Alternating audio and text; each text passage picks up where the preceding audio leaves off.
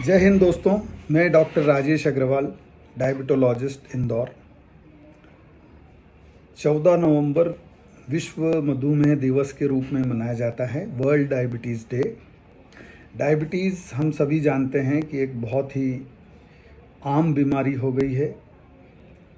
उसका प्रतिशत दिनों दिन बढ़ता चला जा रहा है। जब आपका ब्लड ग्लूकोज फास्टिंग 126 मिलीग्राम से ऊपर हो जाए या पोस्ट मील या post glucose blood glucose 200 milligram से ज़्यादा हो, या आपका A1C एवरेज ब्लड ग्लूकोज 6.4 से ऊपर चला जाए तो डायबिटीज़ होती है। सामान्य वैल्यूज़ होती हैं फास्टिंग 100 से कम, पोस्ट मील ब्लड ग्लूकोज या खाने के बाद का ब्लड ग्लूकोज 140 से कम, और A1C आपका जो एवरेज ब्लड ग्लूकोज का मानक होता है वो 5.7 से कम हो, तो ये नॉर्मल व्यक्ति की वैल्यूज़ होती हैं। और डायबिटीज़ और नॉर्मल के बीच की जो स्थिति होती है उसे प्री डायबिटीज़ कहते हैं। जिन लोगों को प्री डायबिटीज़ होती है उनके डायबिटीज़ में कन्वर्ट होने की संभावना बहुत अधिक होती है, और इसी स्टेज पर आपको रोकना चाहिए कि आप प्री डायबिटीज़ से नॉर्मल के तरफ आएँ, ना कि प्री डायबिटीज़ से डायबिटीज़ के तरफ। डायबिटीज़ क्यों इम्पॉर्टेंट है, इसको जानना बहुत आवश्यक है। आज हमारी लाइफस्टाइल ऐसी हो गई है कि हम लोगों के वज़न बढ़ते जा रहे हैं, फिज़िकल एक्टिविटी कम से कम होती जा रही है, क्योंकि टेक्नोलॉजी का इतना एडवांसमेंट हो गया है कि हम लोग आराम पसंद ज़िंदगी या आराम पसंद हमको वातावरण मिल रहा है। तो इस वजह से हमारा डायबिटीज़ हमको ज़्यादा होती है, क्योंकि हम जेनेटिकली डायबिटीज़ के लिए ससेप्टिबल होते हैं। यदि आपके माता पिता को डायबिटीज़ है, आपका वज़न बढ़ रहा है, आप सेडेंट्री वर्कर हैं यानी बहुत ज़्यादा फिज़िकली एक्टिव नहीं हैं, और आपके शरीर पे एकेंथोसिस के जैसे दाग हैं जो गर्दन के पिछले हिस्से में या अंडर आर्म्स में या कांख में होते हैं, तो आपको डायबिटीज़ होने की संभावना बहुत ज़्यादा है। यदि आपको ब्लड प्रेशर है, यदि आपको कोई हार्ट प्रॉब्लम है, तो भी आपको डायबिटीज़ बहुत होती है। और यदि मानसिक तनाव भी है साथ में तो उसका भी ध्यान रखना चाहिए, क्योंकि मानसिक तनाव भी जो डायबिटोजेनिक हार्मोन्स होते हैं उनको बढ़ावा देते हैं।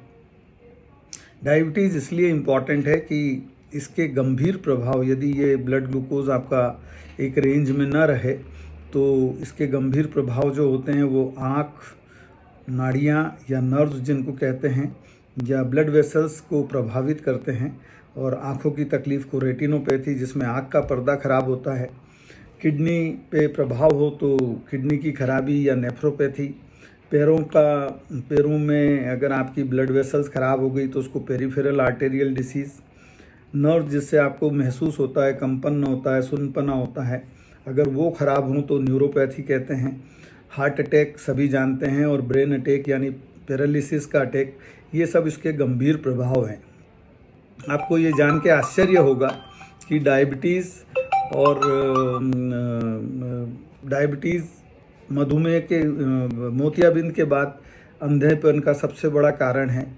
डायबिटीज़ एक्सीडेंट्स के बाद एम्पुटेशन यानी पैरों को काटने का सबसे बड़ा कारण है। डायबिटीज़ नेफ्राइटिस नाम की बीमारी जो होती है उसके बाद किडनी खराब होने का सबसे बड़ा कारण है, और हार्ट अटैक और ब्रेन अटैक के लिए तो है ही। इन सब कॉम्प्लिकेशंस के लिए आपका अनियंत्रित डायबिटीज़ जब 4 से 5 से 10 साल तक रहता है तो ये संभावनाएं बहुत बढ़ जाती है। तो इसको जब आपको डायबिटीज़ का पता चले या शुरुआती दौर में ही आप डायबिटीज़ को बहुत अच्छे से नियंत्रित करते हैं तो ये कॉम्प्लिकेशंस होने की संभावना बहुत कम होती है। तो दोस्तों, आपके हाथ में क्या है? आप अपने आप को डायबिटीज़ से बचा सकते हैं नियमित रूप से व्यायाम करके, अपना वज़न नियमित रख के, और जो हाई कैलोरीज़ या कैलोरी डेंस फूड होते हैं जैसे फास्ट फूड, जंक फूड्स, मैदे की चीज़ें, सफ़ेद शक्कर, ये चीज़ें नुकसान करती है। इनको अवॉइड करें, रेगुलर एक्सरसाइज करें, मानसिक तनाव कम से कम रहे, यानी आप ज़्यादा से ज़्यादा खुश रहें, पर्याप्त मात्रा में नींद लें 6 से 8 घंटे के बीच, और धीरे धीरे चबा चबा कर खाएं, तो आपका डायबिटीज़ भी बहुत अच्छे से कंट्रोल होगा, वज़न भी नहीं बढ़ेगा और डायबिटीज़ के गंभीर प्रभावों से भी बचे रहेंगे।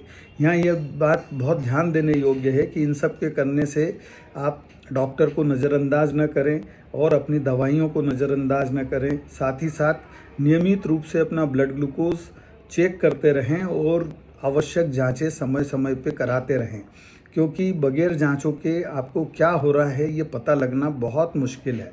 और नियमित रूप से शुगर की मॉनिटरिंग अपने घर पर, जिसे सेल्फ मॉनिटरिंग कहते हैं, उसके लिए आपके पास ब्लड ग्लूकोमीटर होना ज़रूरी है। वो ग्लूकोमीटर ज़रूर रखें और जब भी जितना ज़्यादा से ज़्यादा आप शुगर की जांच करें और वो सामान्य रहे, यानी जो रेंज है 100 to 160 मिलीग्राम परसेंट के बीच में रहे, तो ये सबसे अच्छा ब्लड ग्लूकोज की रेंज है। साइंटिफिक रेंज होती है 70 to 180 मिलीग्राम परसेंट, पर उसमें हाइपोग्लाइसीमिया यानी जानलेवा शक्कर की कमी होने की संभावना बहुत ज़्यादा होती है।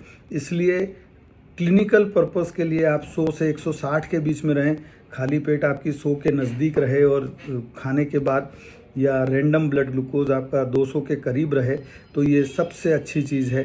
दोस्तों, शक्कर जहर है। शुगर